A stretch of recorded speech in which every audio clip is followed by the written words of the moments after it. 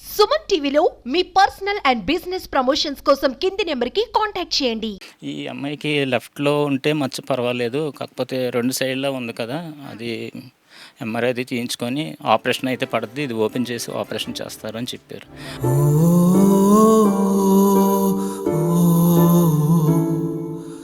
అక్కడ వరకే స్తోమత సరిపోవట్లేదు. ఇంకెక్కడి దాకా నేనెంత వెళ్ళగలను?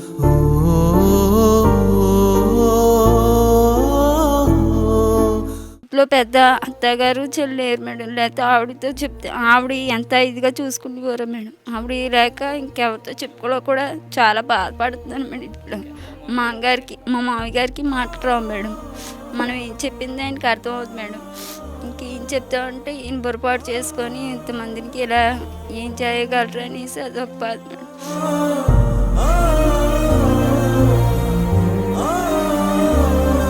హర్షిత్ అనే 3 ఏళ్ల చిన్నారికి పుట్టిన 10వ రోజు నుంచే బ్రెయిన్లో ప్రాబ్లం అయింది. బ్రెయిన్లో బ్లడ్ క్లాట్ అయ్యి అప్పటి నుంచి కూడా అనేక రకాల సమస్యలతో సఫర్ అవుతూ ఉన్నాడు. మరి అసలు ఎందుకు ఆ ప్రాబ్లం వచ్చింది, ఇప్పుడు ప్రజెంట్ తన పరిస్థితి ఎట్లా ఉంది, వాళ్ళ పేరెంట్స్ ఎలా ఉన్నారు, అసలు తన కండిషన్ గురించి డాక్టర్స్ ఏం చెప్తున్నారు, ఈ వివరాలన్నీ మనం తెలుసుకుందాము. 3 ఏళ్ల చిన్నారి తన తోటి పిల్లల్ని చూస్తూ ఉన్నప్పుడు ఆ తల్లిదండ్రులకి కలిగే బాధ వర్ణనాతీతం. అలాంటి బాధను పోగొట్టాలి, నా బిడ్డను మళ్ళీ అందరి పిల్లల్లా చూసుకోవాలి అని ఎంతో తపన పడుతూ 3 ఏళ్ల నుంచి కూడా అనేక రకాల హాస్పిటల్స్కి తిరిగి వాళ్ళ స్తోమత సరిపోక గవర్నమెంట్ హాస్పిటల్స్ చుట్టూ తిరిగి సరైన వైద్యం అందించి సరైన మందులు వాడితే మీ పిల్లోడు నార్మల్గా అవుతాడు అని డాక్టర్స్ భరోసా కల్పించడంతో ఒక చిన్న ఆశతో ప్రయత్నం చేస్తూ ఉన్నారు. ఎన్నో హాస్పిటల్స్ తిరిగారు, ఎంతోమంది వాళ్ళకి ఆర్థికంగా కూడా సహాయం చేశారు. వాళ్ళందరికీ కూడా వాళ్ళు ధన్యవాదాలు తెలుపుతూ ఉన్నారు. ప్రస్తుతం వాళ్ళ ఫాదర్ అంటే మూడు సంవత్సరాల బాబుకి ఫాదర్ సతీష్ గారు ఉన్నారు, అలాగే వాళ్ళ అమ్మగారు ఉన్నారు. అసలు బాబుకి ఏమైంది, డాక్టర్స్ ఏం చెప్పారు, ఎందుకు అలా జరిగింది అనే విషయాలు కూడా వాళ్ళ కుటుంబ సభ్యులతో మాట్లాడి మనం తెలుసుకుందాం. నమస్తే అండి, ఏం చేస్తూ ఉంటారు మీరు? నేను వీధిలో చిన్నపిల్లల బట్టలు అవి అమ్ముకుంటూ ఉంటాను మేడం. సైకిల్ మీద తిరుగుతూ నాకు వచ్చే ఆదాయం ఒక 300 ఉంటుంది డైలీ. ఇంకా అదే నా జీవనోపాధి. అయితే మాది తాడేపల్లిగూడెం, పశ్చిమ గోదావరి నుంచి వచ్చాం మేడం. ఏంటంటే బాబు పుట్టినప్పటి నుంచి కూడా 11వ రోజు నుంచి ఫిట్స్‌లా వచ్చింది. ఎంతమంది పిల్లలు మీకు? ముగ్గురు మేడం. ఫస్ట్ బాబు, నెక్స్ట్ పాప, తర్వాత లాస్ట్ బాబు. ఈ బాబు సమస్య ఉన్నది లాస్ట్ బాబుకి. బాబుకి పేరు హర్షిత్. అయితే ఏం చెప్పారండి డాక్టర్స్? పుట్టిన 10వ రోజే ఏమైంది, అసలు ఈ ప్రాబ్లం వచ్చిందని మీరు ఎలా గుర్తించారు, ఆ బాబుకు వచ్చిన సిమ్టమ్స్ ఎలా ఉండేవి?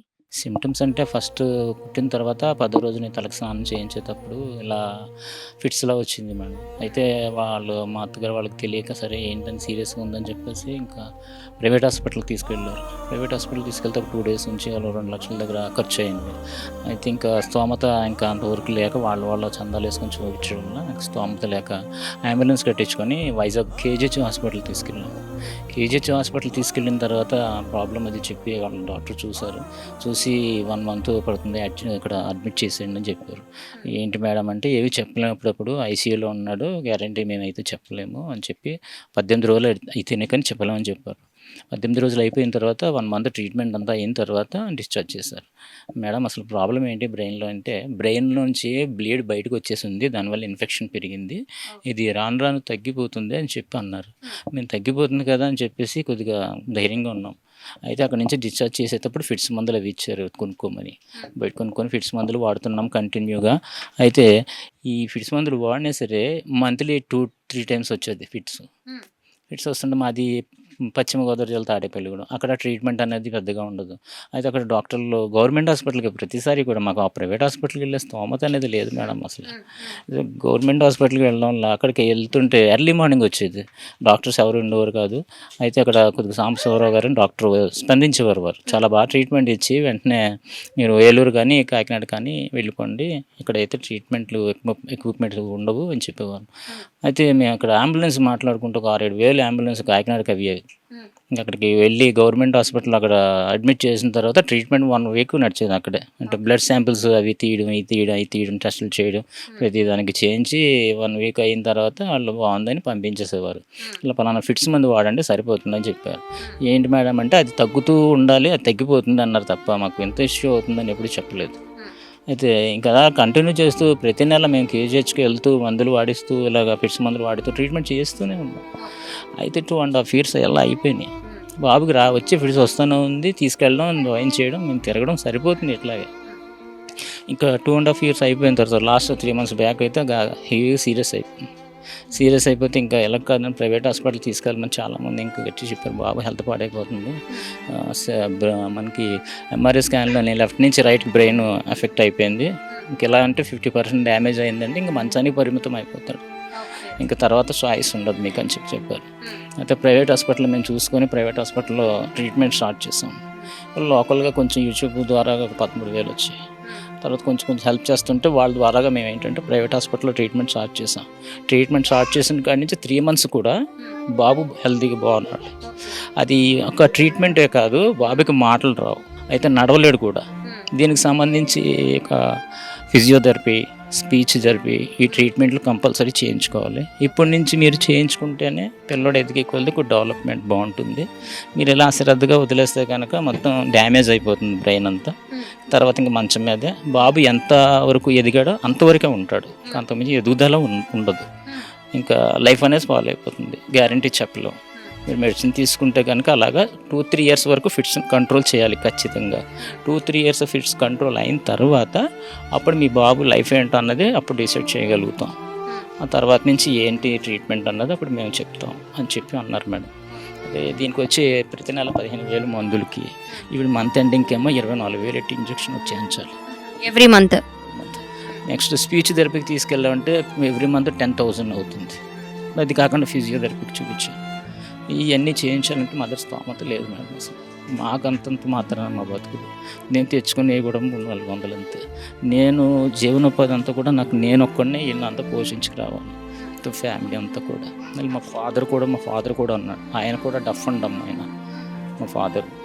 మాకు సిస్టర్ ఉండేది, సిస్టర్ అయితే కనుక ఆవిడకి SLE అని కంప్లైంట్ వస్తే ఆవిడ చనిపోయింది. ఆవిడకి చాలా డబ్బు నేను ఖర్చు పెట్టాను అప్పు చేసి, ఆవిడ చనిపోయింది. వాళ్ళ అబ్బాయి ఉంటాడు, వాళ్ళ అబ్బాయిని కూడా నేనే చిన్నప్పటి నుంచి పెంచుతున్నాను మేడం. ఇప్పుడు అబ్బాయికి 17వ సంవత్సరం. ఇప్పుడు వీళ్ళందరూ కూడా నా మీద ఆధారపడి ఉన్నారు. వీళ్ళని చూసుకోవాలని, నేను ట్రీట్మెంట్లే చేయించాలన్నది నాకు స్తోమత సరిపోవట్లేదు మేడం. ఎవరికి అప్రోచ్ అవ్వాలి, ఎవరి దగ్గరికి సహాయం తీసుకోవాలో కూడా ఏం అర్థం కాని పరిస్థితి. ఎక్కడికి వెళ్ళాలో కూడా ఏం చేయాలో కూడా ఏది తెలియని పరిస్థితి మేడం. బాబు పుట్టిన 10వ రోజు నుంచే బ్లీడింగ్ అని చెప్పారు మేడం. అప్పుడు వైజాగ్ ప్రైవేట్ హాస్పిటల్ చూపిస్తే ట్రీట్మెంట్ మినిమం ఏంటి అన్నది చెప్పడం కోసం 5 లక్షలు అన్నారు మేడం. అప్పుడు చెప్పడం కోసం 5 లక్షలు అవుతాయి అని చెప్పారు మేడం. మేము ఇంకా ఖర్చు తట్టుకోలేమని చెప్పేసి అక్కడ నైట్ నుంచి ఉదయం ఉండడం కోసం ఒక 50,000 కట్టి బయటకు వచ్చేసాం మేడం. అత్తమాను ఫిట్స్ వస్తూనే ఉండేది మేడం. అలాగా ఇంకా మాది తాడేపల్లిగూడెం కదా మేడం. మీ దగ్గర ఫిట్స్ అత్తమాను వచ్చినప్పుడల్లా ఇక్కడికి ఎలా వస్తారు, మీ దగ్గర హాస్పిటల్లో ఉన్నప్పుడు వెళ్ళండి అని చెప్పారు మేడం. ఇక్కడికి వచ్చేసాక ఏలూరు అని, కాకినాడ అని ఇలా గవర్నమెంట్ హాస్పిటల్కి పంపించేవారు మేడం. ఇలా మేము తిరగడం వల్ల ఏంటంటే బాబుకి చిన్నప్పుడు బ్లీడింగే అన్నారు మేడం. అది డ్యామేజ్ అయింది మేడం. ఒక డాక్టర్స్ మారుతారు కదా మేడం, ఒక డాక్టర్ గారు ఒకటే అన్నారు మేడం, బాబు ఇది మెడిసిన్ ఇలా వాడడం వల్ల లివర్కి, కిడ్నీకి ఎఫెక్ట్ ఉంది, ఇలాగే వీడికి ఇది డ్యామేజ్ అయింది, ఇంతటితో ఇక్కడ ఈ మెడిసిన్ వాడటం వల్ల కోలుకుంటాడని గ్యారంటీ లేదు, ఇలాగా ఎప్పుడు తగ్గుద్ది అన్నది కూడా మేము చెప్పలేము. ఎప్పుడు పడితే అప్పుడు మీరు ఎక్కడ చూపించుకున్నారు అక్కడే చూపించుకోవాలి అనేసి మీరు ఒక కరెక్ట్గా డాక్టర్ దగ్గర చూపించుకుంటే బాబుకి మెడిసిన్ అనేది పెడతారు అని చెప్పారు మేడం. ఇలా అంటే మా ఆయనగారు పెద్ద హాస్పిటల్ చూపించాం, ఆయన సోమతి లేదు మేడం. మా ఇంట్లో మా వదిన గారు, వాళ్ళ అబ్బాయి, మా మామయ్య గారు, మేము పిల్లలు అంతా ఆయన డబ్బులతో మేము ఆయన సోమతం లేదు మేడం. అయితే వాళ్ళకి సాయంతో మేము ఒక ప్రైవేట్ హాస్పిటల్కి వెళ్ళాం మేడం.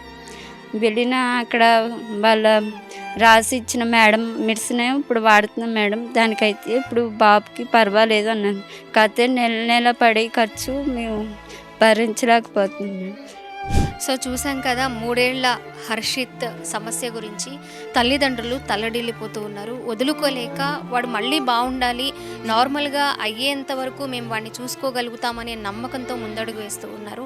మరి గవర్నమెంట్ హాస్పిటల్లో ఎక్విప్మెంట్ కానివ్వండి, అలాగే కొంచెం ఎక్కువ మెడిసిన్స్ ఇబ్బంది అవుతుంది కాబట్టి ప్రైవేట్ హాస్పిటల్లో చూపించుకునేంత స్తోమత లేక వాళ్ళ కుటుంబ విధానం కూడా, అంటే వాళ్ళ ఇప్పుడు మనకు చెప్పిన సతీష్ గారు వాళ్ళ నాన్నగారు పరిస్థితి అలా ఉండడం, సతీష్ గారికి ఉద్యోగం అలాగే వ్యాపారం చిన్న వ్యాపారం అవ్వడం, చాలా తక్కువ అమౌంట్ రావడం, కుటుంబాన్ని 2 పిల్లల్ని 3 పిల్లల్ని భార్యని అలాగే వాళ్ళ చెల్లి కొడుకుని ఇవన్నీ కూడా చాలా భారాలుగా అయిపోయి వాళ్ళకి సమస్యతో ఉన్న బాబుని చూపించుకోవడానికి కష్టమవుతుంది అని కూడా ఆవేదన వ్యక్తం చేస్తూ ఉన్నారు. దాతలు ఎవరైనా ముందుకు వచ్చి ఆయన్ని ఆయన పిల్లల్ని అంటే కుటుంబాన్ని కూడా ఆదరిస్తారని ఆయన ఆశాభావం వ్యక్తం చేస్తూ ఉన్నారు. నిజంగా ఎంతోమంది ముందుకొచ్చి ఇలాంటి వారికి హెల్ప్ చేసి దాతలుగా ఉన్న వాళ్ళు ఉన్నారు.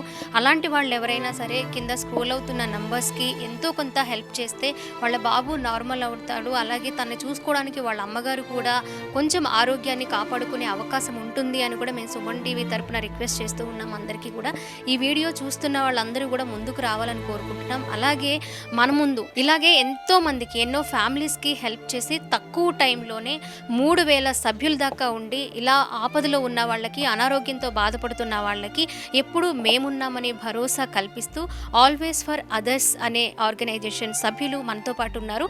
ఆ సభ్యుల్ని కూడా ఇన్వైట్ చేద్దాము. అలాగే సతీష్ గారి బాబుకి హెల్ప్ చేయడానికి కొంత అమౌంట్ కూడా వాళ్ళు కలెక్ట్ చేశారు. వాళ్ళు భరోసా కల్పిస్తూ ఉన్నారు. సుమన్ టీవీ తరపున వాళ్ళకి హ్యాట్స్ ఆఫ్ తెలియజేస్తూ ప్లీజ్ అండి. Always helps for others foundation వాళ్ళు మనతో ఉన్నారు, మాట్లాడదాం. ఎందుకంటే నిజంగా ఎంతోమందికి చాలా ఆస్తిపాస్తులు ఉంటాయి, కానీ హెల్ప్ చేయాలి అనే మనసు కొంతమందికే ఉంటుంది. కానీ వీళ్ళది ఏంటంటే చదువుకునే స్టూడెంట్స్ చిన్న చిన్న ఉద్యోగాల్లో ఇప్పుడే స్థిరపడ్డారు. అయినప్పటికీ వాళ్ళ దగ్గర ఫైనాన్షియల్ స్టేటస్ తక్కువగా ఉన్నా కూడా ఎవరికుల ద్వారా ఎంతో కొంత మనకు తోచింది మనం ఇవ్వాలి, వాళ్ళకి ఎంతో కొంత ఉపయోగపడుతుంది అనే గొప్ప మనసుతో ముందుకొచ్చారు. వాళ్ళతో మాట్లాడదాం. నమస్తే అండి, మీ పేరు? నమస్తే మేడం, నా పేరు బాలా మేడం. కిషోర్ అండ్ అమ్మాయి తేజ అండ్ ఆల్సో రాంబాబు అని మేము టీం మెంబర్స్. నేను బెంగళూరు, ఈ అబ్బాయిది వైజాగ్, వాళ్ళిద్దరిది విజయవాడ. ఇక్కడికి రావడానికి మెయిన్ కారణం ఏమంటే దాదాపు అంటే ఒక 1 month కింద ఈ విషయం మాకు తెలిసింది. ఇలా హర్షిత్ అనే ఒక అబ్బాయికి ఇలా బ్రెయిన్ ట్యూమర్ అనే ఒక వ్యాధితో బాధపడుతున్నారు. చాలామంది వరకు వాళ్ళు చాలామందితో హెల్ప్ అడిగారు, ఇలా మాకు ప్రాబ్లం ఉందనేసి. సో చాలా వరకు కొంతమంది హెల్ప్ చేశారు. మేము కూడా వేరే ఫౌండేషన్స్ ద్వారా కూడా మేము కూడా హెల్ప్ చేయించాము. ఇక్కడికి మేము రావడానికి కారణం ఏమంటే మేము మా సంస్థ స్టార్ట్ చేసినప్పటి నుంచి ఇలాగే ఎక్కడైతే పూర్ ఫ్యామిలీస్ ఉంటారో మా వంతు సహాయంగా మేము హెల్ప్ చేస్తూ వస్తున్నాం. ఇలాగే ఇప్పుడు ఈ విజయవాడలో వచ్చిన వీళ్ళకి కూడా మా వంతు కొంచెం సహాయం చేయాలని ఇక్కడికి వచ్చాము. మీరు ఏం చేస్తూ ఉంటారు? నేను బెంగళూరులో రీసెంట్గానే జాబ్లో జాయిన్ అయ్యాను. ఇప్పుడు రీసెంట్గానే డిగ్రీ కంప్లీట్ అయింది, రీసెంట్గా జాబ్కి జాయిన్ అయ్యాను. మీ ఆర్గనైజేషన్లో 3000 మెంబర్స్ అని చెప్పి అన్నారు. మీరు స్టార్ట్ చేసిందేమో 3 years. ఎలా సాధ్యమైంది ఇంత తక్కువ టైంలో 3000 మెంబర్స్ ముందుకొచ్చి మేము హెల్ప్ చేస్తామని మీతో పాటు వాళ్ళు కూడా ఒక పార్ట్నర్గా జాయిన్ అవ్వడం అనేది? మేము దాదాపు అంటే ఒక 2 years కింద ఈ ఫౌండేషన్ స్టార్ట్ చేయడానికి ముఖ్య కారణం ఏమనగా నా పేరు బాల, అలాగే మా ఫ్రెండ్ కిషోర్, మేమిద్దరూ కలిసి అంటే మాకి చిన్నప్పటి నుంచే ఈ థాట్ ఉండింది. సో మేము కూడా middle class family, middle class అని అనలేము, చాలా పూర్ ఫ్యామిలీ నుంచే మేము వచ్చాం. సో మాలాంటి ఫ్యామిలీస్ చాలామంది ఉన్నారు. సో ఆ బాధ ఏంటి, కనీసం అంటే ఒక పూట తినకుండా కూడా మేము ఉన్నాం. సో ఆ బాధ మాకు తెలుసు కాబట్టి మేము ఎలాగైతే ఒక స్టూడెంట్స్ పరంగా మేము ఒక ఫౌండేషన్ని స్టార్ట్ చేసి ఇద్దరితో స్టార్ట్ అయిన ఫౌండేషన్ని నేను ఒక టీమ్గా ఫార్మేట్ చేసి లైక్ బెంగళూరు కానీ, హిందూపూర్, తిరుపతి, మదనపల్లి, కడప, కదిరి అటు సైడ్ నేను చూసుకుంటున్నాను. అంటే లైక్ కాలేజెస్కి వెళ్ళడం కానీ, స్టూడెంట్స్ని మోటివేట్ చేయడం కానీ, లైక్ నాకు తెలిసిన వాళ్ళని మోటివేట్ చేసి ఇలా ఫౌండేషన్ స్టార్ట్ చేసాము. ఈ ఫౌండేషన్ స్టార్ట్ చేయడం ఏమంటే పూర్ పీపుల్స్ కోసం మన వంతు సహాయపడ్డాం. అలాగే ఇంకా కిషోర్ మా ఫ్రెండ్ వచ్చేసి లైక్ వైజాగ్, విజయవాడ ఇటు సైడ్ మా ఫ్రెండ్ చూసుకుంటారు. కిషోర్, మన స్టూడియోలోనే విజయవాడ సుమన్ టీవీ స్టూడియోలోనే మీరు గతంలో ఒక ఫ్యామిలీకి సపోర్ట్ చేశారు.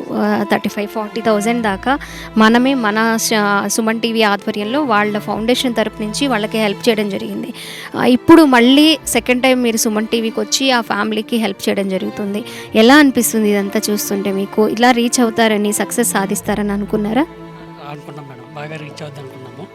అలాగే మనం కోవిడ్ టైంలోని 6 పిల్లల్ని ఇప్పుడు మనం చదివిస్తున్నాము. బ్రెయిన్లో బ్లడ్ క్లాట్ అయ్యి ట్యూమర్తో బాధపడుతూ ఉన్న హర్షిత్కి హెల్ప్ చేయడానికి మరి ఆర్గనైజేషన్ వాళ్ళు రెడీగా ఉన్నారు. కొంత క్యాష్ని వాళ్ళకి సపోర్ట్గా అందించడానికి ఒక 2 months తన వైద్యానికైనా ఉపయోగపడుతుందని కూడా వాళ్ళు ఎక్స్పెక్ట్ చేస్తున్నారు. మరి ఆ హెల్ప్ ఏదో మన స్టూడియోలోనే మన సుమన్ టీవీ తరపున వాళ్ళకి జరగాలి, మన ఆధ్వర్యంలో జరగాలని కోరుకుంటూ ఉన్నారు. అది కూడా చేసేద్దాం.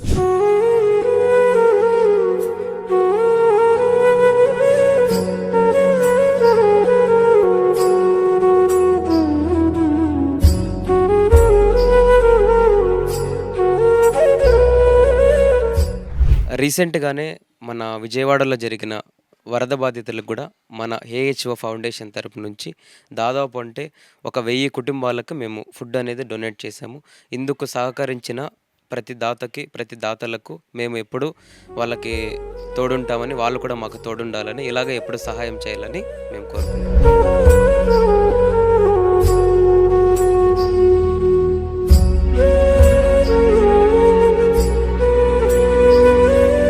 మా నుంచి మేము కోరుకునేది ఒకటేనండి. మాకు ఈ కూటమి ప్రభుత్వమైన ముఖ్యమంత్రి వర్యులు శ్రీ నారా చంద్రబాబు నాయుడు గారు, ఉప ముఖ్యమంత్రులు కొణిదెల పవన్ కళ్యాణ్ గారు కొంచెం వాళ్ళ దగ్గరికి మా పరిస్థితిని ఎవరైనా తీసుకెళ్తారనేసి మేము చాలా మనస్ఫూర్తిగా కోరుకుంటున్నామండి. అక్కడ దాకా వెళ్ళే అదృష్టం మాకు దొరకట్లేదు. కొంచెం అక్కడ దాకా వెళ్ళే అదృష్టాన్ని మాకు కల్పించిన వారు ఎవరైనా ఉంటే కనుక చేసి పెడతారని చెప్పేసి మనస్ఫూర్తిగా కోరుకుంటున్నాం. మాకు మా బాబుకి ట్రీట్మెంట్ కానీ ఏదైనా ఉచిత వైద్యం కానీ అందిస్తారని గవర్నమెంట్ని చేతులెట్టి 2 చేతులు తోడించి నమస్కరించి ప్రార్థిస్తున్నాను సార్.